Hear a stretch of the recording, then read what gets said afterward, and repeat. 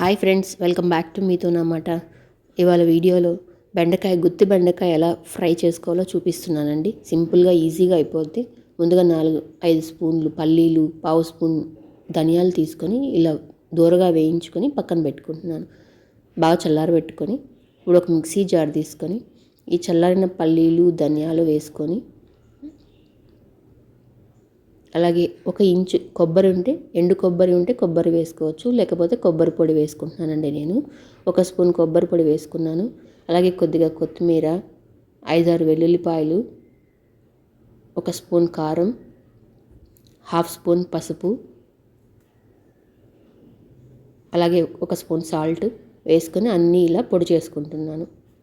ఈ పొడి చేసుకున్న మిశ్రమాన్ని ఒక బౌల్లో తీసుకుంటున్నాను. దీన్ని ఇప్పుడు మనం పక్కన పెట్టుకుందాం.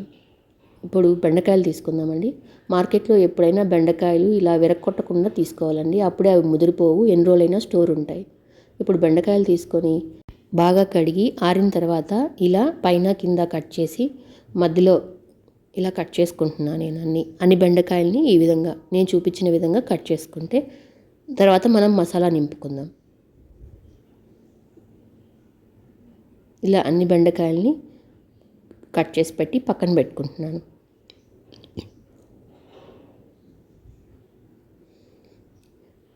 ఇలా కట్ చేసుకున్న ఈ బెండకాయలని మనం చేసుకున్న మసాలా మిశ్రమాన్ని ఈ బెండకాయల్లో నింపుకుంటున్నాను. అన్ని బెండకాయల్లో ఇలా నింపుకొని పక్కన పెట్టుకుంటున్నాను. ఇలా కొద్దిగా వాడిన బెండకాయలు అయితే బంక లేకుండా చాలా బాగుంటాయి, జిగురు అనేది లేకుండా ఉంటుంది కాబట్టి బాగుంటాయి బెండకాయలు. ఇలా అన్నీ నింపి పక్కన పెట్టుకుంటున్నాను.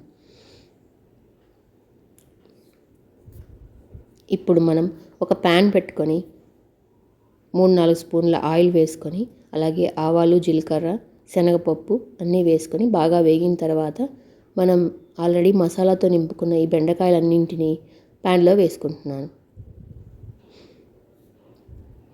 ఇలా అన్నీ ప్యాన్లో వేసుకొని బాగా ఫ్రై అయ్యే వరకు ఒక 5 మినిట్స్ పాటు ఫ్రై చేసుకోవాలి.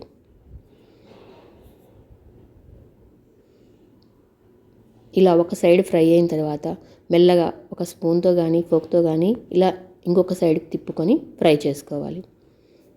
ఇలా 2 సైడ్లు బాగా ఫ్రై చేసుకోవడం వల్ల 2-3 డేస్ నిల్వ ఉంటాయి. ఇప్పుడు మనం కొద్దిగా కరివేపాకు వేసుకొని స్పూన్ తీసుకొని ఇలా బాగా కలుపుకోవాలి.